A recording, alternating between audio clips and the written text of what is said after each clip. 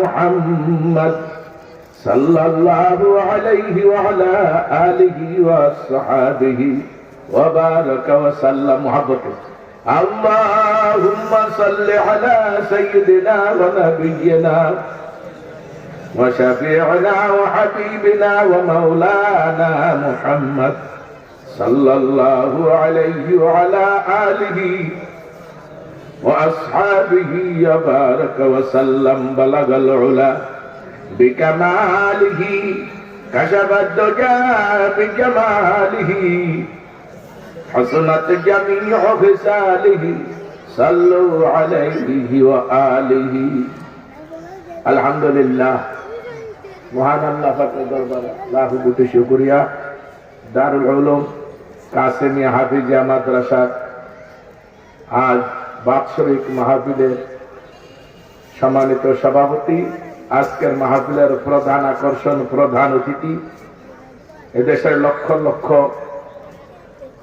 মানুষের হৃদয়ের স্পন্দন জনাব আলহাজ হযরত মাওলানা মাহবুব রহমান মাহবুব এলাহি সাহেব পীর সাহেব উজানি,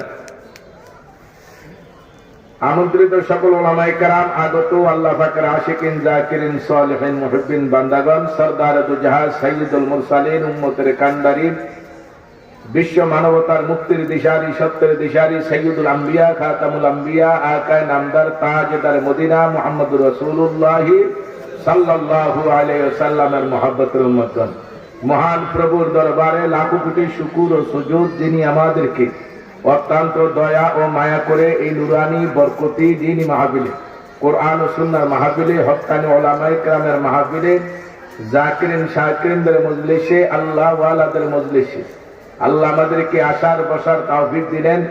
সেই মাগরিব বা আসরের পর থেকে এই সময় পর্যন্ত এই মাহফিলে ধৈর্যের সাথে কোরআন এবং হাদিসের আলোকে আলোচনা শোনার তৌফিক আল্লাহ আমাদেরকে দান করলেন। সেজন্য মহান স্রষ্টার দরবারে শুকরাতান উচ্চ কণ্ঠে সবাই বলি আলহামদুলিল্লাহ, আরো জোরে বলি আলহামদুলিল্লাহ। আমার প্রিয় দ্বীনি ভাইরা, যারা রাস্তায় আছেন, দোকানের সামনে আছেন, বাসায় বাড়িতে আছেন, সকলে মাহফিলে আদবের সাথে জমে জমে বসার জন্য আমি বিশেষ অনুরোধ জানাচ্ছি। বিশ্বনবী মুহাম্মদুর রাসূলুল্লাহ সাল্লাল্লাহু আলাইহি ওয়াসাল্লাম বলেন, লা ইয়াকুদু কওমুন ইয়াযকুরুনাল্লাহ তাআলা ইল্লা হাফাতুমুল মালায়েকা ওয়া গাশিয়াতুমুর রাহমা ওয়া নাযালাত আলাইহিমুস সাকিনাহ ওয়া যাকারাহুমুল্লাহু ফী মান ইনদাহ। মানুষ যখন দ্বীনি মজলিসে, কোরআন ও সুন্নাহর মজলিসে, জিকির আজকারের মজলিসে, দোয়ার মজলিসে বসে, রহমতের ফেরেশতারা ওই মাহফিলটাকে, মজলিসটারে বেষ্টন করে আকাশ পর্যন্ত দাঁড়ায়। আমার কথা না নবীজির কথা? শুনলে আলহামদুলিল্লাহ বলবেন না? আল্লাহ পাকের রহমতের দ্বারা ওই মজলিসকে ঢেকে রাখা হয়। কোন আলহামদুলিল্লাহ? আল্লাহ পাকের রহমতের দ্বারা আল্লাহ তো ঢেকে রাখেন এবং বিশেষ সুকুনত, শান্তি, রহমতের মজলিস আল্লাহ অবতীর্ণ করে। চতুর্থ নম্বরে আল্লাহ এই মানুষগুলির আলোচনা, প্রশংসা করেন ফেরেশতাদের কাছে। আমরা তো পাপী, গুনাহগার, আমাদের মতো পাপী তাপী গুনাহগারদের প্রশংসা, আলোচনা যদি বেগুনাহ মাসুম ফেরেশতাদের কাছে করেন, এটা আমাদের জন্য অনেক বড় সুসংবাদ কিনা? তা আবারও শুকরিয়া আদায় করি, সবাই বলি আলহামদুলিল্লাহ। তাহলে আমরা যেই মজলিসে এখন আছি, দুনিয়াতে যত সমাবেশ, যত মজলিসই থাকুক না কেন, আমাদের এই মজলিসটা সব মজলিসের চেয়ে দামি। কথা বলেন? কোরআন হাদিসের মজলিস দামি, জিকির আজকারের মজলিস দামি। তাইলে এই মজলিসে আমরা আসতে পেরেছি, এই জন্য আমরা খুশি না বেজার? খুশি হলে আমরা জোরে একটা তাকবীর দিই, নারে তাকবীর। আওয়াজটা তলার থেকে গলায় আনলে ভালো হয়। হ্যাঁ, আমরা তো বিভিন্ন সময় বিভিন্ন প্রার্থীর পক্ষে স্লোগান দিই, অমক ভাইয়ের চরিত্র ফুলের চেয়েও পবিত্র, মার্কাটা কি ওই সেই, এরকম বলি তো। সেখানে তো অনেক উচ্চ আওয়াজে আমরা বলতে পারি, আর এখানে আল্লাহু আকবার, নারে তাকবীর, আল্লাহু আকবার, আল্লাহ যে সবচেয়ে বড়, বলতে কোনো লজ্জা আছে নাকি? লজ্জা না থাকলে বুলন্দ আওয়াজে, উচ্চ আওয়াজে আবার একবার আমরা তাকবীর দেই। নারে তাকবীর, নারে তাকবীর। দিন ইসলাম, দিন ইসলাম। কোরআন হাদিসের আলো, কোরআন সুন্নাহর আলো। আলহামদুলিল্লাহ। আমার ভাইরা যারা রাস্তাঘাটে আছেন, আমি তাদেরকে আবারও অনুরোধ জানাচ্ছি, মেহেরবানি করে মাহফিলের প্যান্ডেলে বসেন। নবীজি বলেন, যারা দ্বীনি মজলিসের দ্বীন শিখার উদ্দেশ্যে 1 ঘন্টা বসে, 60 বছর বেরিয়ায় ইবাদতের সওয়াব তার আমলনামায় লেখা হয়। একটা মাহফিল 4 থেকে 5 ঘন্টা চলে, তো 5 ঘন্টা যদি প্রতি ঘন্টায় যদি 60 বছরের ইবাদতের সওয়াব হয়, 5 ঘন্টায় কত হবে? 300 বছর। তো বলেন 300 বছর কোন মানুষ বাঁচে দুনিয়াতে? অথচ 5 ঘন্টা একটা মাহফিলে ধৈর্যের পরিচয় দিয়ে আলেম ওলামার কথা শুনলেন আমলের নিয়তে। যদি এত সব আমল করার আগে হয়, যেই ইবাদত আল্লাহর দরবার কবুল হয়েছে, নফল ইবাদত আর কি, এত সব। তাইলে আল্লাহর রহমতে আমরা মাহফিলের শুরু থেকে শেষ পর্যন্ত উলামায়ে কেরামের কথা, কার কথা, কোন কথা না আমার আপনার হেদায়েতের জন্য হয়ে যায়, এটা তো আমরাও জানি না, আপনারাও জানেন না। কি কথা ঠিক না বেশি? হেদায়েতের মালিক কে? তাহলে হেদায়েতের মালিক আল্লাহ, হেদায়েতের চাবিকাঠি আল্লাহ হাতে। আমরা হেদায়েতের উদ্দেশ্যে বসবো, যেহেতু আমরা হেদায়েতের মুহতাজ, মুখাপেক্ষী। কারণ হেদায়েতের চেয়ে বড় দৌলত পৃথিবীতে আর কিছু নেই। যে ব্যক্তি হেদায়েতের মতো দৌলত পাইল, হেদায়েত মানে কি? যে খাঁটি মুসলমান হইল, দ্বীনের পথে যে ব্যক্তি আসলো, চললো, এই ব্যক্তি পৃথিবীর সমস্ত মানুষের চেয়ে উত্তম।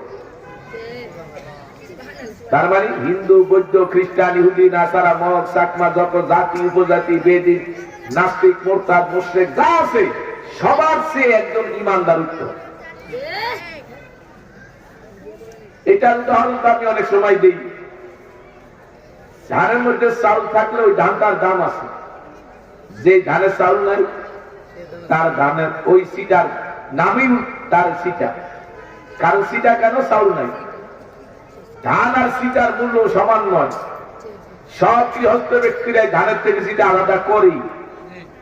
যখন ধানের থেকে সিটা আলাদা করে তখন কি করে? চুলার আগুনে জ্বালিয়ে দেয়, খালে বিলে ফেলিয়ে দেয়। কি ভাই কথা ঠিক নেই?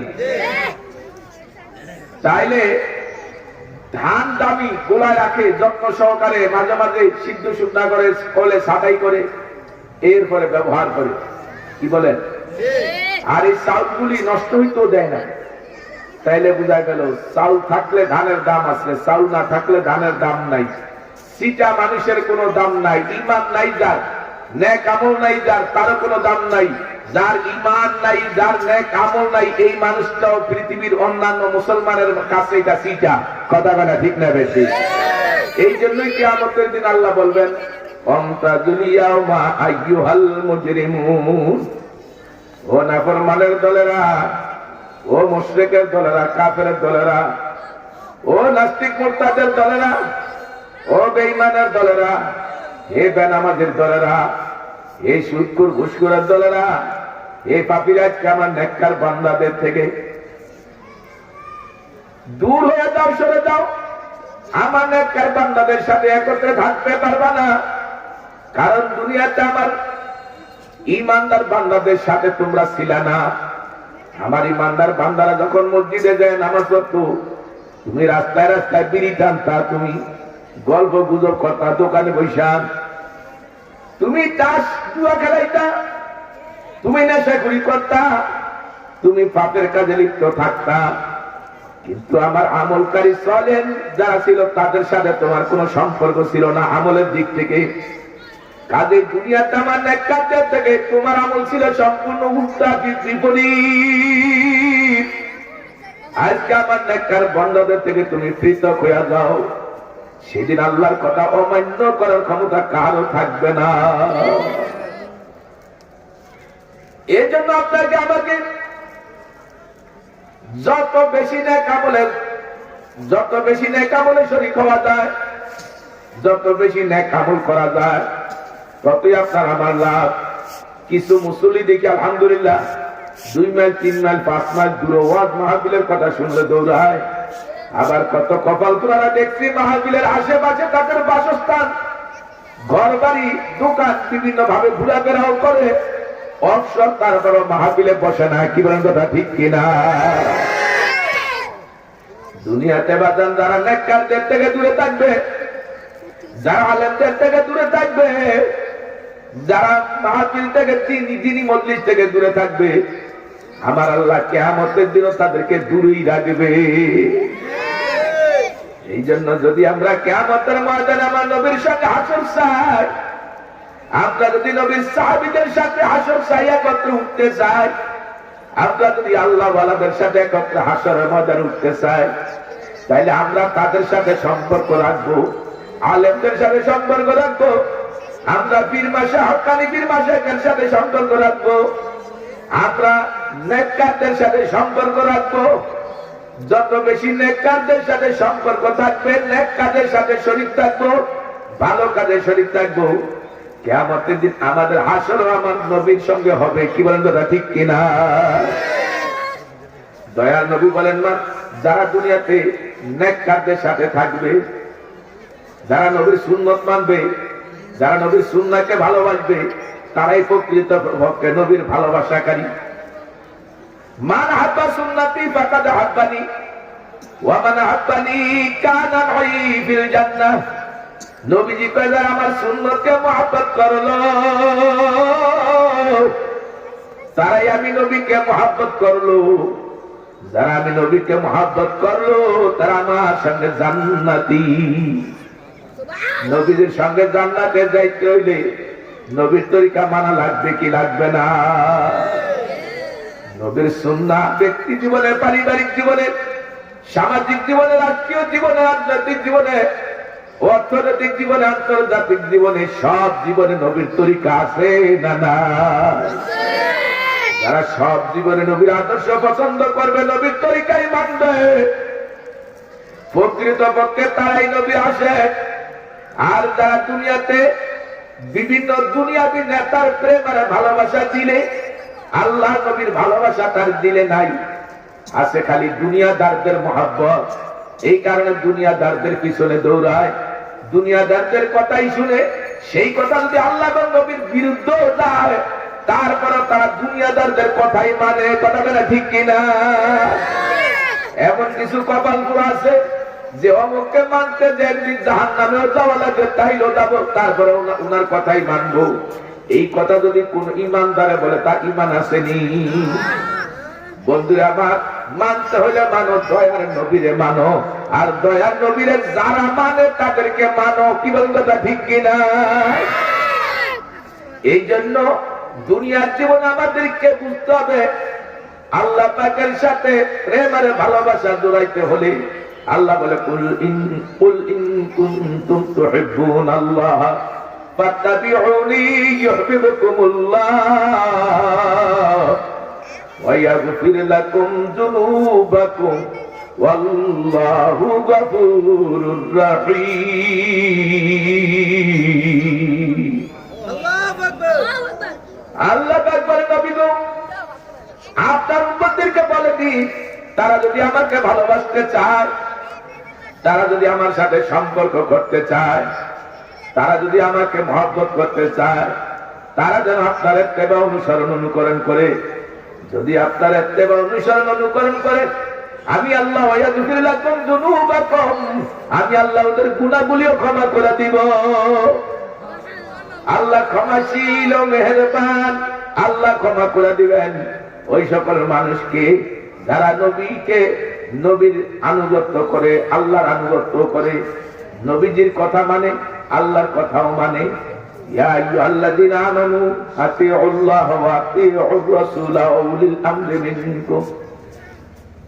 আল্লাহ বলেন, হে ঈমানদারগণ, তোমরা আনুগত্য করো, আল্লাহর আনুগত্য করো, আল্লাহর আদেশ নিষেধ মানো, ওয়া আতিউর রাসূল, নবীর সুন্নাহ মানো, নবীর আনুগত্য করো, ওয়া উলিল আমরি মিনকুম, তোমরা উলিল আমরের এতাআত করো, আনুগত্য করো। উলিল আমর কারা? উলিল আমর হলো যোগ্য বড় বড় ওলামায়ে কেরাম, মুফতিয়ানে কেরাম। কোন বিষয় যদি সমস্ত ওলামায়ে কেরাম এক হয়ে যায়, তাইলে সেই ক্ষেত্রে বুঝতে হবে এইটাই সহিহ। বন্ধুরা আমার 2-4 জন আলেম গুমরা হতে পারে, 10-20-50-200-500 গুমরা হতে পারে, লক্ষ লক্ষ আলেম নবী বলছে একত্রে গুমরা হবে না। লক্ষ লক্ষ আলেম একত্রে গুমরা হবে না। দুনিয়ার নবী কিছু আলেম গুমরা হইতে পারে। তাতে বোঝা যায় যারা দুনিয়ার হক্কানি ওলামায়ে কেরাম কোন বিষয় যদি একমত হয় এটাই আমাদের মানতে হবে। কথা বলা ঠিক না ঠিক? সাধারণ মানুষ যদি লক্ষ লক্ষ একদিকে যায়, এটা ইসলামের বিষয় না, এটা মানার বিষয় না। মানার বিষয় হলো আলেম ওলামারা কোন দিকে বেশি, কোন দিকে ওলামায়ে কেরাম কোন বিষয় একমত। আমার বন্ধুরা, সব কথা আমার ভেঙে বলার দরকার নাই। জ্ঞানী যারা বুঝে তারা শুধু ইশারায় ব্যাক কলের পৃথিবীতে বুঝাইতে পারে কে কোথায়। কি বলেন কথা ঠিক কিনা? ইবাদত করবেন কার? আল্লাহ সৃষ্টি করছে কিসের জন্য? ইবাদত। কিসের জন্য? ইবাদতের জন্য। ইবাদত মানে কি? আল্লাহর হুকুম মানে। বন্ধুরা আমার, আল্লাহ যেই টাইমে নামাজ পড়তে নিষেধ করছে ওই টাইমে নামাজ পড়লে সওয়াব হবে না গুনাহ হবে? যেমন সূর্য উদিত হওয়ার সময় যদি এই সময় নিষেধ, আল্লাহর নিষেধ, এই সময় যদি কেউ নামাজ পড়ে সওয়াব হবে না গুনাহ হবে? কেউ যদি ঠিক দুপুর বরাবর নামাজ পড়ে সওয়াব হবে না গুনাহ হবে? কারণ 3 টাইমে নামাজ নিষেধ, 3 টাইমে নামাজ পড়া হারাম। সূর্য উদিতের সময়, সূর্য মাথা বরাবর হওয়ার সময় আর সূর্য ডুবার সময়, এই 3 টাইমে নামাজ পড়া যাবে না। এটা কার কথা? আল্লাহ এবং রাসূলের কথা। তাই এই 3 টাইমে নামাজ পড়লে সওয়াব হবে না গুনাহ হবে? বন্ধুরা আমার, আল্লাহ পাক রব্বুল আলামিন মুসলমানের জন্য ঈদের দিন রোজা রাখা নিষেধ করেছে। ঈদের দিন রোজা রাখতে কি করছে? নিষেধ করেছে। 5 দিন রোজা রাখা যাবে না। 2 ঈদে 2 দিন, রমজান কুরবানির ঈদের পরে 3 দিন। কি বলে না, কুরবানির ঈদের পর রোজা রাখা, ঈদের দিন রোজা রাখা যাবে। নাউযুবিল্লাহ, বুলবুলা হইলা ছিল 2 দিন, 2 ঈদে 2 রোজা রাখা যাবে না। এখন যদি কেউ এই দিনে সওয়াবের উদ্দেশ্যে রোজা রাখে সওয়াব হবে না গুনাহ হবে? বলে গুনাহ হবে। কেন? আল্লাহ তো এই টাইমে নামে কি বলে রোজা রাখতে নিষেধ করছে। রোজা রাখতে কি করছে? নিষেধ করছে। এখন যদি সওয়াবের উদ্দেশ্যে কেউ রোজা রাখে সওয়াব হবে না গুনাহ হবে? এই কথাই বোঝা যায় ইবাদত করতে হবে আল্লাহর হুকুম মতো। যেটা আল্লাহ নিষেধ করছে সেটা ছাড়তে হবে, যেটা করতে বলছে সেটা করতে হবে। এটা নাম ইবাদত। এটার নাম কি? ইবাদত। মহিলাদের জন্য হায়েজ নেফাসের অবস্থায় নামাজ পড়াও নিষেধ, রোজা রাখাও নিষেধ। কথা বলে কিন্তু ভালো হইলে রাখবে, কিন্তু নামাজের কাজা করা লাগবে না। নামাজের কাজা করা লাগবে না। আল্লাহ এটা মাফি করে দিচ্ছে। বন্ধুরা আমার, রমজান মাসে যদি মহিলাদের হায়াত হয় ওই টাইমে তারা রোজা রাখবে না, কিন্তু ভালো হলে কাজা আদায় করতে হবে। কি বলেন কথা ঠিক কিনা? তাহলে বুঝা গেল আল্লাহর হুকুম মানাটাই ইবাদত। আর ইবাদতের জন্য মানুষ আল্লাহ সৃষ্টি করছে কিসের জন্য? হ্যাঁ, ইবাদতের জন্য আল্লাহ মানুষ সৃষ্টি করেছে।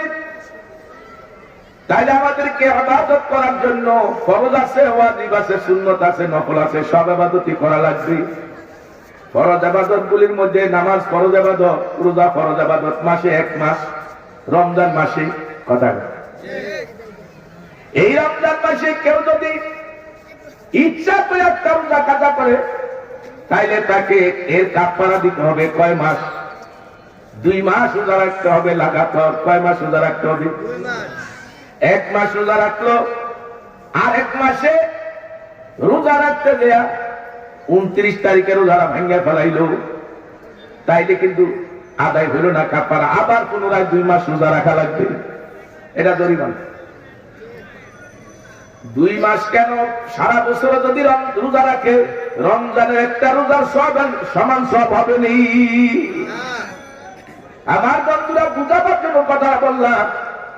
আল্লাহ আমাদের উপরে রমজান মাসে রোজা ফরজ করছে, আমাদের উপরে 5 ওয়াক্ত নামাজ ফরজ করছে। নবী মেরাজে গেলেন, 50 ওয়াক্ত নামাজ যখন পাইয়া নবী আসলেন, হযরত মুসা আলাইহিস সালামের সাথে যখন ষষ্ঠ আসমানে সাক্ষাৎ, মুসা আলাইহিস সালাম বলেন, আপনার উম্মত এত নামাজ পড়তে রাজি হবে না, আপনি আবার চলে যান। বন্ধুরা আমার, নবীজি আবার কমাইলেন, 5 ওয়াক্ত কমলো। আবার মুসা আলাইহিস সালামের কাছে আসার পর মুসা আলাইহিস সালাম বললেন, আবারও যান, আপনার উম্মত এত নামাজ পড়তে রাজি হবে না, আর না পড়লে তারা গুনাহগার হবে, কমায় আনেন। নবীজি 9 বার পর্যন্ত গেছে, 9 বারে 5 নং 45 ওয়াক্ত কমাইছে। 5 ওয়াক্ত নামাজ নিয়ে নবী আসতেছে।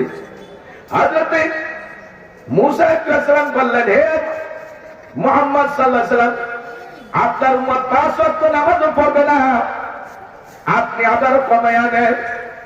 নবীজি কয়, ভাই মুসা, আমার লজ্জা লাগে, আর আমি যাইতে রাজি না, আমি 5 ওয়াক্ত নিয়েই যাই। নবীজি 5 ওয়াক্ত নামাজ খুশি হয়ে নিয়ে আসলেন। আমার আল্লাহ জানান, হে আমার বন্ধু, আপনি 5 ওয়াক্ত নামাজ খুশি হয়ে আপনার উম্মতের জন্য নিয়ে যাওয়ার কারণে আমি আপনার উম্মতের 5 ওয়াক্তের বিনিময় 50 ওয়াক্ত নামাজের সওয়াব দিয়ে দিব। কত ওয়াক্তের সওয়াব দিব? পরিকয় ওয়াক্ত? 5 ওয়াক্ত। আমার বন্ধুরা, ইবাদত করার জন্য ইবাদত শিখা লাগে, আর শিখার ব্যবস্থাটাই হয় মাদ্রাসাগুলিতে। কি বলেন কথা ঠিক কিনা? এই যে বাচ্চা 2 রাকাত নামাজে প্র্যাকটিক্যাল 60টি মাসালা দেখাইলো, আপনাদের কাছে ভালো লাগছে না খারাপ লাগছে? এই ছোট ছোট বাচ্চারা নামাজ এত সই শুদ্ধ করে শিখলো, এরা ইমামতি পর্যন্ত করার যোগ্যতা শিখলো, এরা ঈদের নামাজের খুতবা মুখস্থ জানে, এরা জুমার খুতবা মুখস্থ করতে পারে, এরা জুমার ইমামতি করতে পারে, ঈদের ইমামতি করতে পারে, এরা জানাজার ইমামতি করতে পারে। একটা মানুষকে সুন্নত তরিকায় কেমনে জানাজা দিতে হয় তাও জানে। দেখাইতে ওনারা চাইছিল, সময়ের কারণে আমি নিষেধ করেছি। বন্ধুরা আমার, জানাজা সুন্নত তরিকায় কেমনে দিতে হয়, লাশ কেমনে গোসল দিতে হয়, কেমনে কাফন সুন্নত তরিকায় পরাইতে হয়, কেমনে জানাজা দিতে হয়, এরা সব জানে। এই বাচ্চারা শিখলো উস্তাদের কাছ থেকে। তাহলে বোঝা গেল এই বাচ্চাদের শিক্ষাটা শিশু বেলায় যেমন হয়, যেমন এখন অনেক বুড়া মানুষ আছেন, আমরা মাঝে মাঝে সূরা মস্ক করাইলে মাসকে মাস, বছরে বছর কিন্তু সূরা মস্ক করেন, তারপরেও ওই 5টা সূরা মুখস্থ করতে, সই শুদ্ধ করে পড়তে পারেন না। কি বলেন কথা ঠিক কিনা? শিশু বেলায় জাহান থাকে তাজা, তখন তাদের ভিতরে দুনিয়ার খেয়াল থাকে না, দুনিয়ার চিন্তা ঢুকে না, দুনিয়ার আকর্ষণ ঢুকে না, তাদের দিল পরিষ্কার, কলব পরিষ্কার, মেজাজ পরিষ্কার। এই জন্য যা শুনে তা মুখস্থ হয়, তা তারা পারে। কিন্তু বড় হয়ে গেলে বিভিন্ন রকমের টেনশন মাথায় ঢুকে, দিলের মধ্যে বিভিন্ন জিনিসের চিন্তা ভাবনা আসে। এই জন্য বাজার বৃদ্ধ বয়সে আমাদের জাহান আর ভালো থাকে না, যা করি ভুলা যায়। কি বলেন কথা ঠিক কিনা? সকালবেলা যদি কেউ শুটকি ভর্তা দিয়ে খানা খায়, সারাদিন যত পোলাও কুরমা খাও, শুটকির একটা ঢেকুর আসবে। কথা কয় না? সারাদিন যত পোলাও কুরমা খাও, শুটকির একটা ঢেকুর আসবে। শিশুবেলায় যদি এই বাচ্চারা কোরআনের শিক্ষা পেয়ে যায়, নামাজের শিক্ষা পেয়ে যায়, রোজার শিক্ষা পেয়ে যায়, শরীয়তের বিভিন্ন মাসলা মাসাইলের শিক্ষা পেয়ে যায়, হারাম কোনটা জানতে পারে, হালাল কোনটা জানতে পারে। যখন একটা মুসলমানের প্রয়োজনীয় হইলে যা দরকার এই বাচ্চারা যখন শিক্ষা পেলে, এই বাচ্চা বড় হলে ডাক্তার হবে, ইঞ্জিনিয়ার হবে, জজ ব্যারিস্টার হবে, উকিল মুক্তার হবে, ডিসিএসপি হবে, দেশের গভর্নর হবে, দেশের মন্ত্রী হবে। ইসলামের শত্রু হবে না, কোরআনের শত্রু হবে না, দ্বীনের শত্রু হবে না, আলেমের শত্রু হবে না। কথা কথা ঠিক কিনা? আমার বন্ধুরা, এই জন্য আপনাকে আমাকে বুঝতে হবে, আল্লাহর কাছে দিন প্রিয়, দিনদার ব্যক্তিরাও প্রিয়। নবীজি বলেন যে এই দিন পর্যন্ত আল্লাহ আল্লাহ বলার মতো একজন ইমানদার দুনিয়াতে থাকবে, সেই দিন পর্যন্ত কিয়ামত হবে না, কিয়ামত হবে না। তাইলে বোঝা গেল একজন ইমানদার মানুষের কত দাম। কি বলেন কথা ঠিক কিনা? ইমানদারের উসিলা আজকে দুনিয়ার হিন্দু, বৌদ্ধ, খ্রিস্টান, ইহুদি, নাসারা, মগ, চাকমা বাদান ওই যে আপনার ইসরায়েলি এই সমস্ত ইহুদির গোষ্ঠীরাও দুনিয়াতে আল্লাহর নিয়ামত পাইতেছে ইমানদারদের উসিলায়। কথা বলা ঠিক কিনা? ইমানদার যেদিন থাকবে না, ইহুদিরা ছাড়া পশ্চাৎ যত জাতি উপজাতি, যত বেদিন বেঈমান মুশরিক কাফের নাস্তিক, কারো দুনিয়াতে এক সেকেন্ডের জন্য আল্লাহ থাকার সুযোগ দিবে না। যেমন দুলার বরযাত্রী যদি চোরেও যায়, ডাকাইতেও যায়, খুনিও যায়, দুলার বরযাত্রী হয়ে গেলে সবাই ইজ্জত পায়, সবাই খানা সমান পায়, সবার প্লেটে একই রকমের খানা। কথা কথা ঠিক নেবে? দুলা বাদ দিয়া যদি বরযাত্রীরা দুলাকে রেখে বলে দুলা আজকে আসবে না, আর দুলা আসবে আগামীকাল, আমাদেরকে খানাগুলি খাওয়ান, বলেন তো দুলা ছাড়া ওই দুলার শ্বশুর বাড়ির লোকেরা দুলা বরযাত্রীদের কি আপ্যায়ন করবে না? আপ্যায়ন তো করবে না, আর আটকায় রাখবে, জুতার বাড়ি আর ঝাড়ু দিয়া বাড়ি দিয়া বলবে দুলান দুলা না না পর্যন্ত তোদের ভাগ্যে খানা নাই। কথা বলা ঠিক কিনা? দুলার বরযাত্রী হয়ে চলে গেলে যদি খানা পায়, খুনিয়ে গেলে খানা পায়, ঠিক ততরূপ এই পৃথিবীতে আল্লাহ পাক ইমানদারের উসিলায়, আল্লাহ ওয়ালাদের উসিলায়, নেককার ব্যক্তিদের উসিলায় সারা পৃথিবীর সব জাতির আল্লাহ রিজিক দেয়, সব জাতিরে খাওয়ায়, সব জাতিরে বাঁচায়। যেরকম আল্লাহু আকবার। বন্ধুরা আমার, তাইলে বুঝা গেল আল্লাহ ওয়ালা ব্যক্তিরা কত দামি, নামাজি ব্যক্তিরা কত দামি, দিনদার ব্যক্তিরা কত দামি, কোরআন ওয়ালারা কত দামি। কোরআন আছে যতদিন সৃষ্টি জগৎ থাকবে ততদিন, কোরআন থাকবে ততদিন, কোরআন মানার মানুষ পৃথিবীতে থাকবে যতদিন। যেই দিন পর্যন্ত কোরআন মানার মানুষ দুনিয়াতে থাকবে সেদিন পর্যন্ত কোরআন থাকবে, আর যেদিন পর্যন্ত কোরআন থাকবে দুনিয়াতে আল্লাহর নিজাম, আল্লাহর জমিন আসমান সব ঠিক থাকবে। যেদিন কোরআন আল্লাহ উঠে নিয়ে যাবে সেদিন আসমান আসমানের জায়গায় থাকবে না, সূর্য সূর্যের জায়গায় থাকবে না, চন্দ্র চন্দ্রের জায়গায় থাকবে না, গ্রহ নক্ষত্র কোনটা কোন জায়গায় থাকবে না, সব ধ্বংস হয়ে যাবে। কুল্লু মান আলাইহা ফান ওয়ায়াবকা ওয়াজহু রাব্বিকা যুল জালালি ওয়াল ইকরাম। কে বাকি থাকবে? থাকবে আল্লাহ, আল্লাহ ছাড়া কেউ থাকবে না। কথা বলে ঠিক না ঠিক? আমার বন্ধুরা, অনুরোধ করব, বলবো যারা বলতে চান হুজুর আল্লাহ যে কিয়ামত কবে এমনটা হবে, প্রমাণ দেখান, প্রমাণ দেখান, কিছু হইল দেখান, তাইলে আমরা বুঝতে পারবো আল্লাহর ক্ষমতা কি, আল্লাহ পাক যে পারে তার ক্ষমতা কি। আল্লাহ যে পারে এই কথা বুঝাবার জন্য অসংখ্য প্রমাণ দুনিয়াতে আছে না না?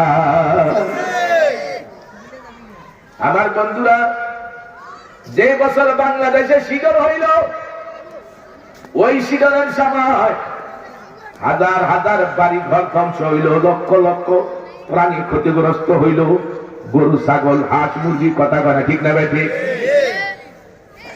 অল্প সময় আগে ওই সেই সময় 15 ফুট 20 ফুট পানি নিচে ছিল, হঠাৎ করে 15 থেকে 20 ফুট উচ্চতা করে পানি, উষা করে পানি শহর তলে দিল, গ্রাম তলে দিল, কত মানুষ যে শেষ হইল। এই পানির ক্ষমতা না ক্ষমতা কার? এই পানির উঠে দিয়েছিল কি? আবার এই পানিকে অল্প সময়ের ব্যবধানে জায়গায় নিয়ে গেল কে? বাদান সেই সময় একটা বাচ্চা যে কথাও বলতে জানে না, সাঁতারও জানে না, এমন 1-2 মাসের একটা বাচ্চা, এই বাচ্চাকে গাছের শিবার মধ্যে পাওয়া গেল। গাছের শিবা বুঝেন তো, 2 ডালের মাঝখানে, ওই যে পানির উচ্চতার সাথে ভাইসা বাচ্চারা এই ডালের শিবার মধ্যে। কিন্তু পানি যখন শুকায় গেল, বাচ্চারা কিন্তু জীবিত, বাচ্চার ক্ষমতা নাই, বলার ক্ষমতা নাই, কোন ক্ষমতা নাই। কিন্তু আর পাশে দিয়ে যখন মানুষ যাইতেছে দেখে এই গাছের ভিতরে বাচ্চার কান্নার আওয়াজ শোনা যায়, তখন দেখলেন, খুব লক্ষ্য করলেন বাচ্চার কান্না কোথায় শোনা যায়। এরপরে দেখা গেল ওই 2 গাছের ডালের মাঝখানে বাচ্চারা। আল্লাহু আকবার! কে বাঁচাইল? আরো ধরে কন্যা কে বাঁচাইল? সাঁতার যারা জানলো তারা মারা গেছে, যারা শক্তিশালী যুবক তারা অনেকে মারা গেল। এই অবুজ বাচ্চার শক্তিও নাই, তার ক্ষমতাও নাই, তারে কেউ বাঁচানোর চেষ্টাও করে না। আমার আল্লাহকে আমি যদি বাঁচাতে চাই চেষ্টা লাগে না, পানির মধ্যে বাঁচাতে পারি। আমি যদি বাঁচাতে চাই আমি পানির মধ্যে আগুনের মধ্যে বাঁচাইতে পারি। ইব্রাহিম আলাইহিস সালামের নমরুদ যখন আগুনে ফেলে দিল, জ্বলন্ত আগুন, এমন আগুনের তাপ, আগুনের মধ্যে এরকম ভাবে সড়ক ঘুরে ঘুরে ইব্রাহিম নবীর আগুনে ফেলে দিল। ইব্রাহিম নবী আগুনে পড়ার পরে বাঁধা দীর্ঘদিন তার আগুনের মধ্যে রাখা হলো। যখন আগুনের থেকে ইব্রাহিম আলাইহিস সালামকে ওই নমরুদের লোকেরা জ্বলে গেছে, ছাই হয়ে গেছে মনে করে তাকে দেখতে গেলে যে দেখেন যে না, আল্লাহু আকবার, ইব্রাহিম আলাইহিস সালাম পূর্ণ সুস্থ। যখন আল্লাহু আকবার, একটা পশমও জ্বলে না, আগুনের জ্বালানোর ক্ষমতা নাই, জ্বালাবার ক্ষমতা কার? আল্লাহ তা আগুনের আগেই বলে দিছে, কুল ইয়া নারু কুনি বারদাও ওয়া সালামান আলা ইব্রাহিম। হে আমারি আগুন, আমার ইব্রাহিমের জন্য, আমার বন্ধুর জন্য ঠান্ডা হও। তবে কেমন ঠান্ডা? এটা শান্তিদায়ক ঠান্ডা হোক, সালামান, শান্তিদায়ক ঠান্ডা হোক। এমন ঠান্ডা হয় না আমার ইব্রাহিমের কষ্ট হয়, সর্দি লাগা যায়, এমন ঠান্ডা হয় না। আবার এমন গরমও থাকো না আমার ইব্রাহিমের কষ্ট হয়, ঘাম আসে, কষ্ট হয়, এমন হয় না। ও আগুন এমন ঠান্ডা হয়, শান্তিদায়ক। ইব্রাহিম আলাইহিস সালাম কোন এক সময় বলেছিলেন, নমরুদ আমার যতদিন আগুনে ফেলে রাখছিল, এই দিনগুলোর মতো আরামের দিন আমার জীবন আর কখনো কাটে না। এই আগুনের মধ্যে শান্তিতে রাখলো কে? মুখ দিয়ে আল্লাহ আসে না। এই আগুনের মধ্যে শান্তিতে ফুলের বাগানে রাখলো কে? সে আল্লাহ কি এখন আছে? আরো যখন আছে আমার আল্লাহ এখন তো মাঝে মাঝে অনেক ঘটনায় দেখায়, কিন্তু আমরা কপাল পোড়ারা জানি শুনি তারপরেও বুঝি না। কথা কথা ঠিক কিনা? আল্লাহকে বান্দা বান্দি বানাইছি তোমাদেরকে আমার গোলামির জন্য, আমার দাসত্বের জন্য, আর আমার গোলামি করার জায়গা দুনিয়া। নবীজি বলেন, ক্বালান নবী সাল্লাল্লাহু আলাইহি ওয়াসাল্লাম, দুনিয়া মাযরাতুল আখিরা, দুনিয়া হলো আখিরাত কামাই করার জায়গা, আর আখিরাত হলো মাত্র ভোগ করার জায়গা। আখিরাত শুধুমাত্র ভোগ করার জায়গা, দুনিয়াই হলো আমাদের নেকামলের জায়গা। কবর যায় নেকামলের শুধু। কোটি কোটি বার মরণের পরে কবর যদি আল্লাহরে ডাকি, কোটি কোটি বার যদি আল্লাহকে ডাকি, জিকির করি, সেজদা দিই, একটা সওয়াব হবে না? যখন হবে নি বন্ধুরা আমার, তাইলে বুঝা গেল ইবাদত করার জায়গা, আল্লাহর ডাকার জায়গা, আল্লাহর গোলামি করার জায়গাটা হলো দুনিয়া। এইটা যারা বুঝে তারা কিন্তু 5 ওয়াক্ত নামাজ আদায় করি, তারপরে তারা বিভিন্ন নফল ইবাদত করে, বেশি বেশি নফল নামাজ পড়ে, বেশি বেশি নফল রোজা রাখে। কত মাস সারা দুনিয়ার মানুষ ঘুমে, একদল মানুষ রাত্রে 2টা 2:30 তাহাজ্জুদের নামাজ পড়া শুরু করে দেয়, ফজর পর্যন্ত নামাজ পড়ে আর জিকির করে আল্লাহর কাছে, 2 ফুটা চোখের পানি ফলে কান্দে। কথা বলা ঠিক কিনা? এই চোখের পানির এত দাম, এত দাম। আল্লাহ রাসূল বলেন, আম্মা কামিন খাশিয়াতিল্লাহি হারামাল্লাহু তিলকাল আইনা আলান নার। আল্লাহ ডরে, জাহান্নামের ডরে যে ইমানদার বান্দা বান্দি দুনিয়াতে 1 ফুটা চোখের পানি করে কান্দে, এই পানির বিনিময়ে আল্লাহ জাহান্নামের আগুন হারাম করে দিবে। আল্লাহ কবরে হাসরে কান্দাবে না, ফুলসরাতে কান্দাবে না, জাহান্নামে ফলে কান্দবে না। জাহান্নামের কান্দার থেকে বাঁচতে চাইলে দুনিয়াতে আমাদের কান্দার বেশি দরকার। কথা বলা ঠিক কিনা? কান্দবেন কোথায়? দুনিয়া। আজকাল মাল হারাইলে কান্না আসে, আজকাল দুনিয়া দরবারে কারবারে থাকলে কান্না আসে, আজকাল দুনিয়াতে সম্পদ নষ্ট হলে কান্না আসে, ব্যবসায় লোকসান হলে কান্না আসে, নিজের আপনজন যদি কেউ নিজের আপনজন মারা যায় কান্না আসে, বাজার দুনিয়ার ক্ষতি হইলেই কান্না আসে। কিন্তু আমি যে আখিরাতের ক্ষতিগ্রস্ত হয়ে রয়েছি, কবরে ক্ষতিগ্রস্ত হয়ে রয়েছি, তার জন্য আমাদের চোখে পানিও নাই, কান্নাও নাই। কথা কথা ঠিক কিনা?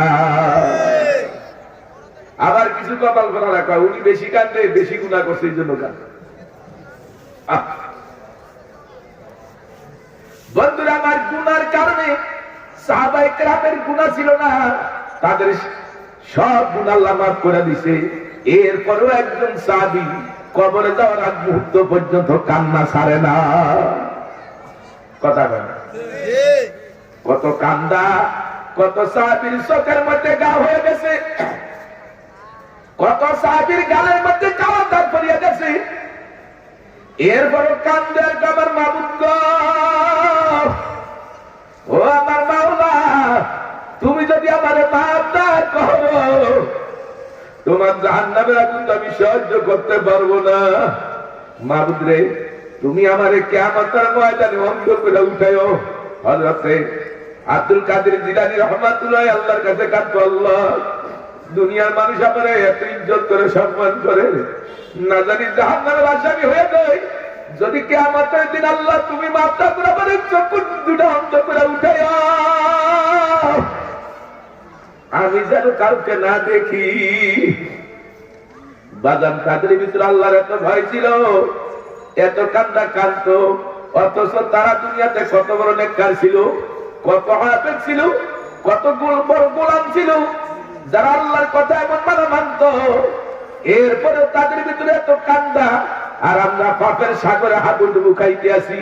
কোন আফসোসও নাই, কান্নাও নাই, আমাদের ভিতরে চিন্তাও ঢুকে না।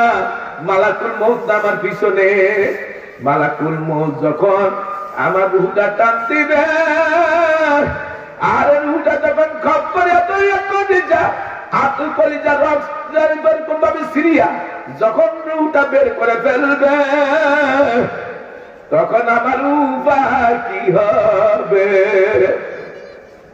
রূহ তো জায়গা দুইটা, একটা জায়গা হলো সিজ্জিনে 7 তবক জমি নিচে জাহান্নামের গর্ত, আর একটা জায়গা ইল্লিন, চতুর্থ আসমান বেহেশতের বাগান। নেককারদের রূহ সেখানে না হবে, আর পাপীদের রূহ বাজারে 7 তবক জমি নিচে সিজ্জিনে না হবে। তোমার আমার কার রূহ ইল্লিনে যাবে না সিজ্জিনে যাবে, আমরা কিন্তু কেউ জানি না। কি বলেন কথা ঠিক কিনা? তাইলে আমাদের দুনিয়ার জিন্দেগি ঠিক করা দরকার, এখনই আমাদের তওবা করা দরকার, এখনই আমাদের আল্লাহর ইবাদত করার জন্য তৈরি হওয়া দরকার, নামাজ কালাম সঠিকভাবে শিখারও দরকার, আমল করারও দরকার, আল্লাহর জিকির বেশি বেশি করার দরকার। বাজান, আজকাল জিকিরটা আমরা একটা ভাগে ফেলিয়ে দিছি। আমরা মনে করি যারা পীরের মুরিদ তারা জিকির করবে, আল্লাহ কয় না না, জিকির পীরের মুরিদেরাই করবে তা নয়। ইয়া আইয়ুহাল্লাযীনা আমানু যিকুরুল্লাহ যিকরান কাসীরা, আল্লাহ বলে হে ঈমানদাররা তোমরা বেশি বেশি পরিমাণ জিকির করো। বেশি বেশি কোনো পরিমাণ দেন নাই। অন্য আয়াতে আল্লাহ বলেন ওয়াবুদ রাব্বাকা হাত্তা ইয়াতিয়াকাল ইয়াকিন, ওই পর্যন্ত তোমরা আল্লাহর জিকির করো, নামাজ পড়ো, রোজা রাখো, পর্দা করো, শরীয়তের বিধি বিধান মানো, যতক্ষণ না তোমাদের মৃত্যু আসা যায়, মওত পর্যন্ত আল্লাহর। আল্লাহু আকবার। যেই ভান্ডার মধ্যে যেই জিনিসটাকে কাজ করলে কিন্তু সেটাই পড়ে। যেই ভান্ডার মধ্যে মধু রাখবেন ঢাললে মধু পড়বে, যেই ভান্ডার মধ্যে দুধ রাখবেন ঢাললে দুধ পড়বে, যেই ভান্ডার মধ্যে শরবত রাখবেন ঢাললে শরবত পড়বে।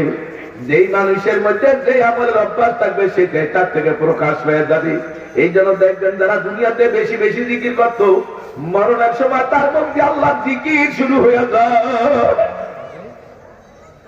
বাজার হাতে বাই করিয়া বলবো, আল্লাহর জিকিরের দ্বারা কলব সাফ হয়।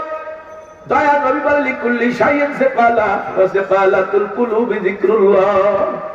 প্রত্যেকটা জিনিস পরিষ্কার করার একটা ব্যবস্থা আছে, মাধ্যম আছে।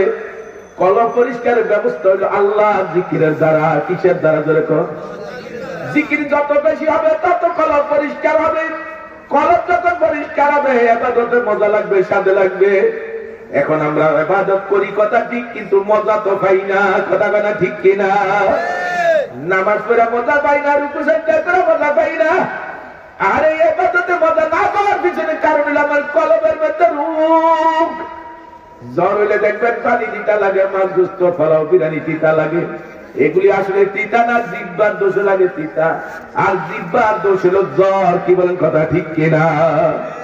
তখন আমরা ডাক্তারের কাছে যাই, ডাক্তার একটা প্রেসক্রিপশন লিখে দেয়, ওই প্রেসক্রিপশন অনুযায়ী আমি ঔষধ ক্রয় করে তখন ঔষধ খাইতে থাকি, ব্যবহার করতে থাকি। আল্লাহর রহমতে জ্বর যখন ভালো হয়ে যায় তখন আর খানা খাইতে আর তিতা লাগে না, অরুচিও লাগে না, তখন পেট পুড়িয়ে খাইতে পারি। কথা বল না ঠিক কিনা?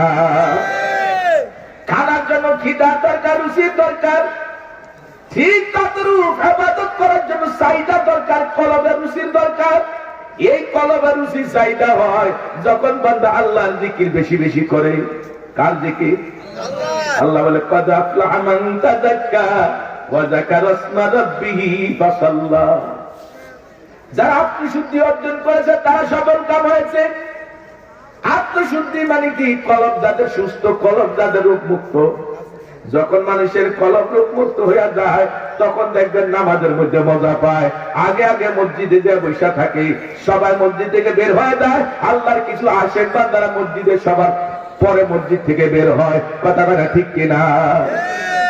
আল্লাহ রাসূল দয়ার নবী বলেন, যখন একটা মানুষ মসজিদে আগে ঢুকে যতক্ষণ পর্যন্ত বসে বসে নামাজের অপেক্ষা করতে থাকে ততক্ষণ পর্যন্ত তার আমল নামায় শুধু নামাজ পড়ার সওয়াব হইতে থাকে। আল্লাহু আকবার। এইটা বুঝে যারা, তারা কিন্তু আগে আগে মসজিদে সামনের কাতারে যেয়ে বসে। কথা বলে। আবার কিছু মানুষ আছে দেখবেন, এরা মসজিদে ঢুকে সবার পরে, বেরো হয় সবার আগে। কোন রকম ইমাম সাহেব সালামটা ফিরাইলি হইলো, বের হয়ে যায়। একটু সময় তার মসজিদের মধ্যে শান্তি লাগে না, তৃপ্তি লাগে না। কেন? কারণ তার কলবের মধ্যে রোগ।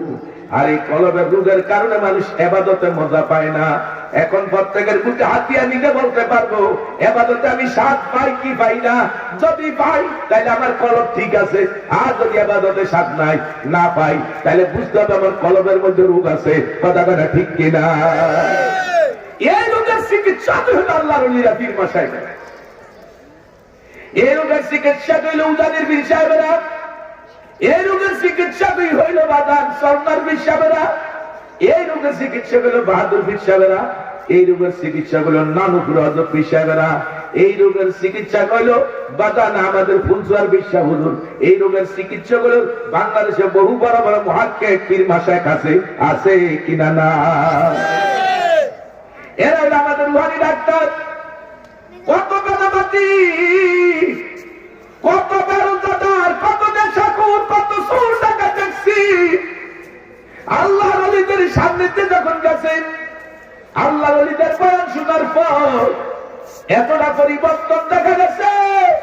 অনেক মানুষ বাজার আগে দাড়ি সাজতো, প্রতিদিন ক্লিন শেভ হইতো, কিন্তু আল্লাহর ওলিদের কথা শোনার পরে ক্লিন শেভ বন্ধ হইয়া দাড়ি রেখে দিছে।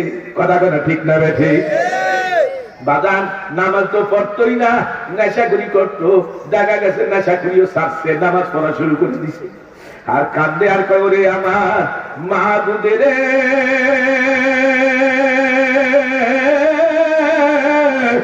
ওরে আমার মাশুক রে, তুমি যদি মাফ না করো আমার উপায় নাই। তুমি যদি মাফ না করো আমার উপায় নাই। আল্লাহর কাছে কাকুতি মিনতি করে কান্না শুরু করে দেয় বাজার। যখন বান্দা আল্লাহর কাছে কাকুতি মিনতি করে কান্না শুরু করে, আল্লাহর রহমতের দরিয়ার মধ্যে জোয়ার লেগে যায়। আমার আল্লাহ তখন বান্দার গুনাহ মাফ করিয়া দেয়। ও আল্লাহর বান্দারা, ফকিহ আবুল আইস রাহমাতুল্লাহ বর্ণনা করেন, ওমর রাদিয়াল্লাহু তাআলা এক যুবককে নিয়ে নবীজির দরবারে গেলেন। সাধারণত এমন সময় হযরত ওমর নবীজির দরবারে যান না, বাইরে তাকিয়ে নবীজির কাছে অনুমতি চাইলেন, ইয়া রাসূলুল্লাহ, আমি আপনার কাছে আসতে চাই, অনুমতি চাই। নবী বললেন আসেন। অনুমতি দেওয়ার পর হযরত ওমর ঢুকলেন। ঢুকার পর দেখলেন চেহারার মধ্যে কান্না কান্না। বললেন আপনার চোখে পানি কেন, কান্না কেন? হযরত ওমর বলে, ইয়া রাসূলুল্লাহ, একটা যুবক আসছে আপনার দরবারে, সে আমার চোখে পানি, আমাকে কান্না, আমার তার কারণে আমার কান্না আসতেছে, সে আমাকে কান্দাইছে। নবী বললেন তাকে আসতে বলেন। অনুমতি দেওয়ার পর পর যুবকটা নবীজি হুজরাখানায় ঢুকছে। ঢুকার পর এখন যুবকটা কাঁদতেছে। নবী বলেন, যুবক রে, তুমি কেন কাঁদো? যুবক বলে, ওগো দয়ার নবী, আল্লাহর আসমানের নিচে জমিনের উপর আমার মতো আরেকটা পাপী না, আমি এত জঘন্যতম পাপী। নবী বললেন, যুবক, ও যুবক, তুমি কি অন্যায় ভাবে কাউকে হত্যা করেছো? বলে, তা করি নাই। আল্লাহর সঙ্গে কি শিরক করেছো? বলে, তাও করি নাই। নবী ডাক দিয়া কয়, যুবক, তোমার গুনাহ যদি এই পৃথিবীর পাহাড় বরাবর হয়, আল্লাহ তওবা করলে আল্লাহ মাফ করিয়া দিবে। যুবক শোনার পরে বলে, ইয়া রাসূলুল্লাহ, এই পৃথিবীর পাহাড় বড়, আমার গুনাহ তো মারাত্মক। নবীজি বলে, যুবক, তোমার গুনাহ কি প্রথম আসমানের চেয়ে বড়? যুবক বলে, ইয়া রাসূলুল্লাহ, আল্লাহ প্রথম আসমানটা বড়, আমার গুনাহ মারাত্মক। বলতে বলতে নবীজি বললেন, যুবক রে, তোমার গুনাহ কি সপ্তম আসমানের চেয়ে বড়? যুবক বলে, ইয়া রাসূলুল্লাহ, সপ্তম আসমান বড়, তারপর আমার গুনাহ মারাত্মক। দয়ার নবী ডাক দিয়া কয়, যুবক, তোমার গুনাহ কি আল্লাহর আরশের চেয়ে বড়? যুবক বলে, ইয়া রাসূলুল্লাহ, আল্লাহর আরশ বড়, তারপর আমার গুনাহ মারাত্মক। নবী ডাক দিয়া কয়, যুবক, তোমার গুনাহ কি আল্লাহর কুরসির চেয়ে বড়? যুবক বলে, ইয়া রাসূলুল্লাহ, আল্লাহর কুরসি বড়, আমার গুনাহ মারাত্মক। নবীজি ডাক দিয়া কয়, যুবক, তোমার গুনাহ কি আল্লাহর চেয়ে বড়? আল্লাহর রহমতের চেয়ে কি বড়? যুবক বলে, ইয়া রাসূলুল্লাহ, আল্লাহর রহমত অনেক বড়, অনেক বড়, আমার গুনাহ মারাত্মক। নবীজি ডাক দিয়া কয়, যুবক, তোমার গুনার কথা আমারে শোনাও। যুবক বলে, ইয়া রাসূলুল্লাহ, এই মদিনার শহরে আমি 7 বছর কাফন চুরি করি। যত মানুষ মারা যায় দাফন করে, আমার অভ্যাস মতো আমি ওই লাশের থেকে কাফনের কাপড় নিয়ে আসি, কবর খুলিয়া কাফনের কাপড় পৃথক করে নিয়ে আসি, লাশটাকে আবার পুনরায় দাফন করে আসি। ইয়া রাসূলুল্লাহ, ইদানিং একটা আনসারী যুবতী মেয়ে মারা যায়, দিনের বেলা তাকে দাফন করলো, আমার অভ্যাস মতো আমি রাত্রিবেলা ওই যুবতী সুন্দরী লাশের থেকে যখন কাপড়ের কাপড় পৃথক করি, আমার ভিতরে কুমন্ত্রণা আসিয়া যায়, আমার ভিতরে ওয়াসওয়াসা আসিয়া যায়। ইয়া রাসূলুল্লাহ, আমি মৃত লাশের সঙ্গে জেনা করিয়া বসি। সবাই তো নাউযুবিল্লাহ। যুবক বলি, ইয়া রাসূলুল্লাহ, আমি যখন কবর থেকে লাফে উঠিয়া যাই, ওই মৃত লাশটা জীবিত হয়ে বলতেছে, যুবক, তুই কি আল্লাহরে ভয় করলি না? তুই কি জাহান্নামের ভয় করলি না রে যুবক? মেয়েটা এইভাবে বলার পরে আবার মৃত্যু হয়ে গেল। নবীজি এতটুকু শুনে সামনে শুনতে চাই নাই। নবীজি যুবকটারে হুজরাখানা থেকে বের করে দিয়া কয়, এমন কাজও কি মানুষে করতে পারে রে? তুই তো জাহান্নামের কাজ করিয়াই ফেলাইছ। যুবকটা এখন একটা নির্জন জঙ্গলে যায়, কান্দে, মাবুদ, এতক্ষণ পর্যন্ত তোমার হাবিব বলল আমার গুনাহ এত এত হইল, তুমি তওবা করলে মাফ করে দিবা।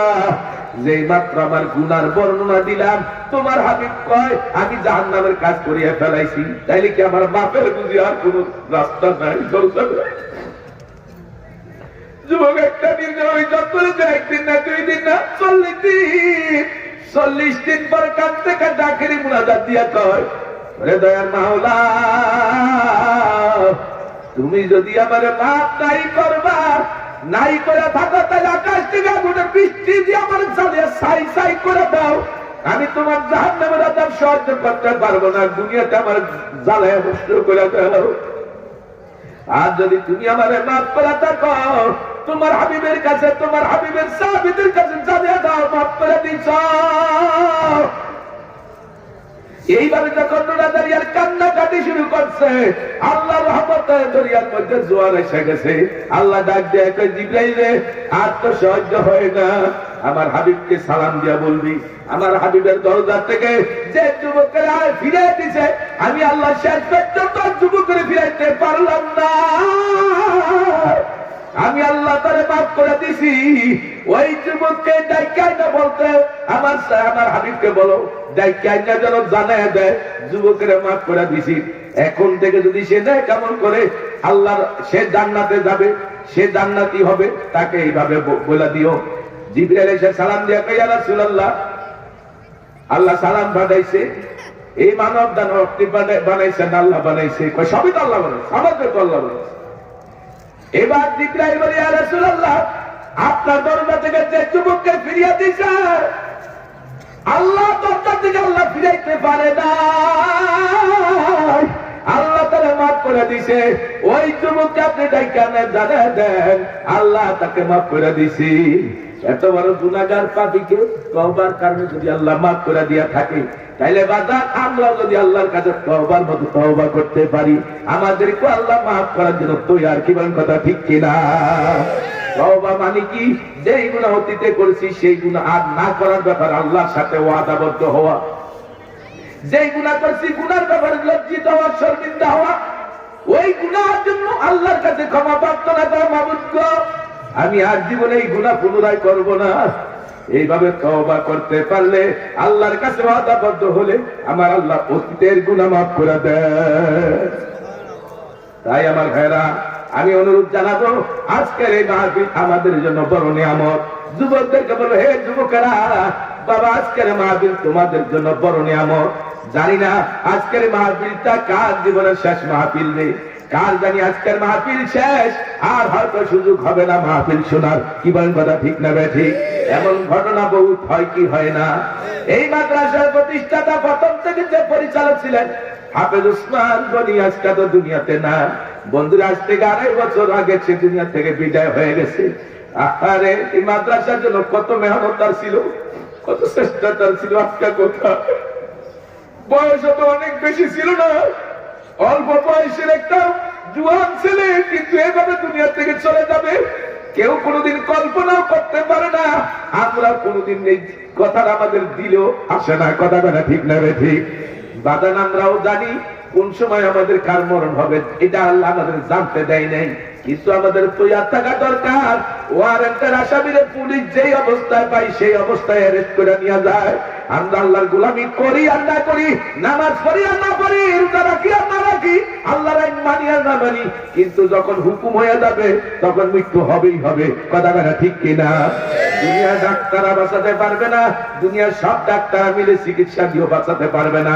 বাঁচাবার মালিককে একটু আওয়াজ দিয়ে বলেন, বাঁচানোর মালিককে, মারার মৃত্যু দেওয়ার মালিককে। আল্লাহ যদি বাঁচানোর মালিক, মারার মালিক হয়, তাইলে আমাদেরকে তৈয়ার থাকা দরকার। ওয়ারেন্টের আসামিরে যেমনে পায় তেমনে নিয়ে যায়। আমরা ওয়ারেন্টের আসামির মতো নামাজের মধ্যে, জিকিরের মধ্যে, তেলাওয়াতের মধ্যে, ভালো কথার মধ্যে, ভালো কাজের মধ্যে আমরা থাকবো। এরপরে যদি মরিয়া যায়, আফসোস নাই, চিন্তা নাই। কি বলেন কথা ঠিক কিনা? তাই আমি অনুরোধ জানাবো, আমার আলোচনার সময় ফুরিয়ে আছে। এই মাদ্রাসা হলো আমাদের এলাকাবাসীর জন্য বড় নিয়ামত। এখান থেকে কত ছেলেরা হাফেজে কোরআন হয়ে বিভিন্ন জায়গায় এখন খেদমত করে। আলহামদুলিল্লাহ, এই মাদ্রাসায় যেভাবে লেখাপড়ার মান, যেভাবে লেখাপড়া সুন্দরভাবে পরিচালনা এখনো হয়ে আসতেছে, আল্লাহর রহমতে আজও হয়তো ছাত্র পাখি দিবনি, হয়তো পাখিও দিতে পারে। আপনারা মেহেরবানি করে মাদ্রাসার প্রতি নেক নজর রাখবেন। মাদ্রাসার ছিল তো আজকের মাহফিল। কথা বলা ঠিক না ঠিক? হাদিসে পাকের মধ্যে রাসূল বলেন, মান কোরআন কুরআনা ফাসতাযহারাহু ফাআল্লাহু লাহু ওয়া হারাম হারামাহু আদখালাহু আল্লাহুল জান্নাহ ওয়া শাফাআহু ফি আশরাতিন মিন আহলি বাইতিহি কুল্লুহুম কদ ওয়াজাবাত লাহুন নার। আল্লাহর হাবিব ফরমান, যেরকম ভাবে একটা হাফেজে কোরআন ছেলে হাফেজ হওয়ার পরে হারামকে বর্জন করে হালালকে গ্রহণ করে, ওই ছেলেটা যদি দুনিয়াতে নেক আমল করে থাকে, ভালো কাজ করে থাকে, ওই ছেলেটা যদি হারামকে বর্জন করে, হারামকে গ্রহণ করে, এমন এক হালালকে গ্রহণ করে, হারামকে বর্জন করে এবং সঠিক পথে চলে, এমন একজন হাফেজে কোরআন কিয়ামতের ময়দানে তার আত্মীয় স্বজন, আপনজন, যাদের জন্য জাহান্নাম ওয়াজিব, এমন 10 জনকে সুপারিশ করে আল্লাহ জান্নাতে নিয়ে যাবে। উঠেন কেন? কি হলো আপনাদের সমস্যা? কি উঠার কথা বলছি আমি কাউকে? উঠেন কেন? সমস্যা আছে? একজন উঠবেন, 2 একজন যদি ইস্তেঞ্জার জন্য উঠে থাকেন, তাড়াতাড়ি ইস্তেঞ্জা সেরে আবার মাথায় এসে বলবেন। তাইলে একজন হাফেজের কোরআনকে এত পাওয়ার দেওয়া হবে, আত্মীয় স্বজন, আপনজন, মা বাবা, দাদা দাদি, নানা নানি, শ্বশুর শাশুড়ি, এরকম কাছের লোক, যাদের উপরে জাহান্নাম ওয়াজিব হয়ে গেছে, এমন 10 জনকে সুপারিশ করে সে জান্নাতে দিতে পারে। তাহলে বলেন তো, কার আকাঙ্ক্ষা আছে নিজের সন্তানের হাফেজে কোরআন বানানো, আলেমে দ্বীন বানানো? আপনাদের নিয়ত আছে? যাদের সন্তান আছে তারা তো এই নিয়ত করবেন। যাদের সন্তান নাই, নাতিপুতি আছে, তাদের বেলায় নিয়ত করবেন যে তাদেরকে দিনের পথে, ইসলামের পথে আমরা দিয়ে দিব, কোরআন শিক্ষা দিব, কোরআন শিক্ষার অভাবে বাংলাদেশে যত নাস্তিকের আবিষ্কার হয়েছে সবগুলি ধর্ম শিক্ষার অভাবই হয়েছে। কথা বলে ঠিক না ঠিক? যারা আমরা নাম করা বড় বড় নাস্তিকের নাম শুনেছি, আহমদ শরীফের নাম শুনেছি, হুমায়ুন কবিরের নাম শুনেছি, শামসুর রহমানের নাম শুনেছি, তসলিমা নাসরিনের নাম শুনেছি, এরকম ভাবে আরো জাহানারা ইমাম যাদের নাম শুনেছি নাস্তিক হিসাবে, বাংলাদেশে ওদের সাহসনা এখনো বহুত আছে। আছে কিনা নাই? বাংলাদেশে বহুত নাস্তিক এখনো আছে। আমার বন্ধুরা, যারা ইসলামকে সাহায্য করতে পারে না, যারা আলেম ওলামাদেরকে সাহায্য করতে পারে না, অনেক সময় আলেম ওলামাদের ব্যাপারে, হক্কানি ব্যক্তিদের ব্যাপারে মিথ্যা আচারি করে। কথা বলা ঠিক না ঠিক? তো ওরা এখনো দুনিয়াতে আছে, ওই ওরা রেখে গেছে, সেই নাস্তিকের দল এখনো আছে। এরা এই নাস্তিক হইল কেন? আমি সেটা বুঝাতে চাই। নাস্তিক হইল কেন? এই নাস্তিক হওয়ার পিছনে কারণ হলো মা বাবা তাদের নিজেদের দায়িত্ব, সন্তানের উপরে যে দায়িত্ব ছিল সেই দায়িত্ব সঠিকভাবে পালন করে নেই। এই জন্য প্রত্যেকটা মা বাবার দায়িত্ব তার সন্তানকে শিশুবেলায় একটা অর্থবোধক নাম রাখা, মায়ের পেট থেকে আসার পরে ওই সন্তানের ডাইন কানে আযান দিয়ে দেওয়া, বাম কানে একামত দিয়ে দেওয়া, তারপরে 7 দিনের দিন চুল কেটে ওই চুলের ওজন পরিমাণ স্বর্ণ অথবা রূপা, স্বর্ণের যাদের সামর্থ্য বেশি তারা স্বর্ণের দামি দান করে দিবে, যারা গরিব তারা অন্তত রূপা, ওই চুলের ওজন যা সেই পরিমাণ রূপা আল্লাহ রাস্তায় রূপার পয়সার কি মূল্য দান করে দিবে। আর বাচ্চার জন্য সম্ভব হইলে ক্ষমতা থাকলে সুন্নত, সেটা হলো আকিকা করবে। ছেলের জন্য 2টা ছাগল, মেয়ের জন্য 1টা, এইভাবে আকিকা করে দিবে, সুন্দর একটা নাম রাখবে। তো এই বাচ্চা যখন কথা বলা শিখবে তখন শুরুতেই তাকে আল্লাহর নাম শিখাবে। দাদা দাদু নানা নানুর নাম আগে না, আগে আল্লাহর নাম শিখাতে হবে। যখন বাচ্চা আর বলতে চায় তখনই তাকে বলতে হবে আল্লাহ আল্লাহ আল্লাহ। দেখবেন বাচ্চারা আল্লাহ আল্লাহ বললে, একজন যদি এরকম মাথা নাড়া আল্লাহ আল্লাহ বলে, ওই অবুধ বাচ্চারও মাথা নাড়া আল্লাহ আল্লাহ বলে। কথা বলা ঠিক না ঠিক? এবং বাচ্চাদের প্রথম তাকে কালেমা শিক্ষা দিতে হবে। যখন তাদের পড়ার বয়স হয় তখন আগে তাদেরকে কোরআনের শিক্ষা দিতে হবে। এইভাবে যদি মা বাবা তার দায়িত্ব, সন্তানের উপরে যা দায়িত্ব ছিল এটা যদি আদায় করে, তো সন্তান বড় হলে মা বাবার উপরে এই সন্তানের দায়িত্ব যা তাও সন্তান আদায় করবে। কথা কথা ঠিক না ঠিক? আজকে অধিকাংশ মা বাবারা সন্তানকে দিনই শিক্ষা দেয় না, ইংলিশ মিডিয়ামে ভর্তি করে, কিন্ডার গার্ডেনে ভর্তি করে, বাংলাদেশে বিভিন্ন খ্রিস্টান স্কুলে ভর্তি করে। মুসলমানের সন্তান মাদ্রাসায় ভর্তি করতে হলে মুসলমান অনিচ্ছুক, পছন্দ করে না। কথা বলে ঠিক না ঠিক? আলেম ওলামা পছন্দ করে না, হাফেজে কোরআন পছন্দ করে না, পছন্দ করে ইহুদি নাসারাদের তরিকা, কালচার, আদর্শ। ও মুসলমানের বাচ্চা, তুমি যদি ইসলামের আদর্শ পছন্দ না করো, নবীর আদর্শ পছন্দ না করো, তুমি কোন জাতের মুসলমান? তুমি মুসলমানের কাতারই তো করো না। কথা বলে ঠিক না ঠিক?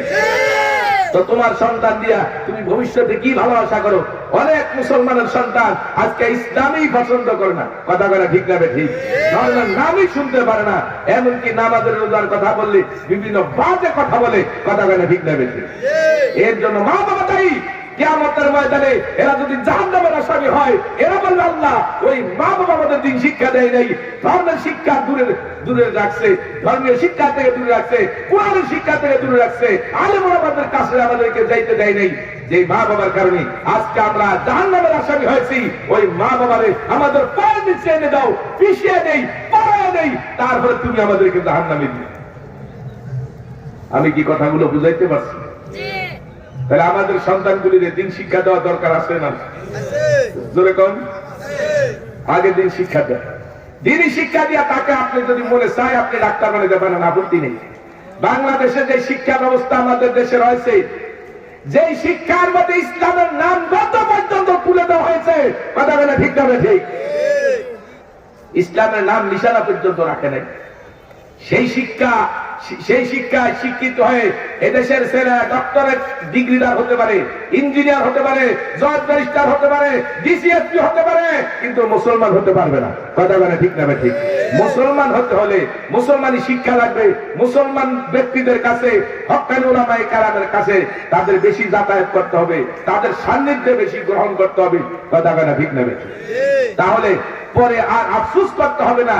এই সন্তান মা বাবার জন্য দোয়া করবে, রব্বির হামহুমা কামা রাব্বায়ানি সগীরা, রব্বির হামহুমা কামা রাব্বায়ানি সগীরা।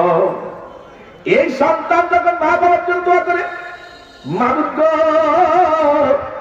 আমার মা বাবা যেমন ছোটবেলা আমাকে লালন পালন করেছিল, আদর করে পালছিল, দয়া করে যেমন আমার মা বাবা আমাকে আদর মায়া করে দুনিয়াতে পালছিল শিশুবেলা, ও আল্লাহ এখন আমার মা বাবারও তুমি মাফ করে দাও। আমাদেরকে যেরকম তারা আদর করছে, দয়া করছে, তুমিও দয়া করে আমার মা বাবার মাফ করে দাও। ওই মা বাবার জন্য সন্তান যখন দোয়া করে, সন্তানের চোখের পানি নাকের গুড়ায় আসার আগে আল্লাহ তার মা বাবার মাফ করে দেয়। এই জন্য এমন সন্তান বানাও যে সন্তান তোমার জানাজা দিতে পারে, এমন নাতি বানাও যে নাতি তোমার জানাজা দিতে পারে, এমন সন্তান বানাও, এমন নাতি বানাও যে তোমার মৃত্যুর পর তোমার দিয়া দোয়া করতে পারে। বাজান, নিজের সন্তান, নিজের নাতি, নিজের আপনারা যেইভাবে জানাজা দিবে, যেইভাবে আবেগ আর মায়া নিয়ে জানাজায় দাঁড়াবে, এই আবেগ মায়া দুনিয়ার কোন বড় হুজুরও করতে পারবে না। কোন বড় হুজুরের ভিতরে আবেগ মায়া আসবে না। কথা কথা ঠিক কিনা? এর জন্য প্রতিটা মানুষের দরকার তার সন্তানকে, তার আপনজনদেরকে, বাজার যদি কোন মাদ্রাসার ক্ষেত্রে ছেলে তো গাঁজাখোর হয় না, নেশাখোর হয় না, চোর ডাকাত হয় না, খুনাখুনি করে না। যত খুনাখুনি করে, যত নেশাখুনি করে, যত ব্যবসা করে, যত চুরি ডাকাতি করে, যত মানুষের হক নষ্ট করে, যত মানুষের গায়ে আঘাত করে, এগুলি সবগুলি দেখবেন বদমাইশ। কথা কথা ঠিক কিনা? কোন ভালো সন্তান মা বাবার সাথে, কোন আলেমের সাথে বেয়াদবি করে না। কথা কথা ঠিক নেবে আমার হারায় আফসোস করে তো কোনো লাভ হবে না। হারামের আমি সচেতন থাকতে হবে। আমার সন্তান যেন ইসলামের শত্রু না হয়, আমার সন্তান যেন মুসলমান হয়, আমার সন্তান যেন পরকালে মুক্তি পাওয়ার জন্য তৈরি হয়। এটা আমাদের সবার দিলের মধ্যে থাকতে হবে। আমি 9 মিনিট ওভার করে ফেলাইছি। আমার কথা ছিল 9:30, কিন্তু আমি সময় আমার ওখানে যে আবার কি বলে আলোচনা বসতে হবে। যতটুকু বললাম আমল করার তৌফিক আল্লাহ আমাকে দান করেন। আপনারা যারা শুনলেন আপনাদেরকে আমল করার তৌফিক দান করেন। আমিন। আর আমিন। উজানি পিসা হুজুর এসে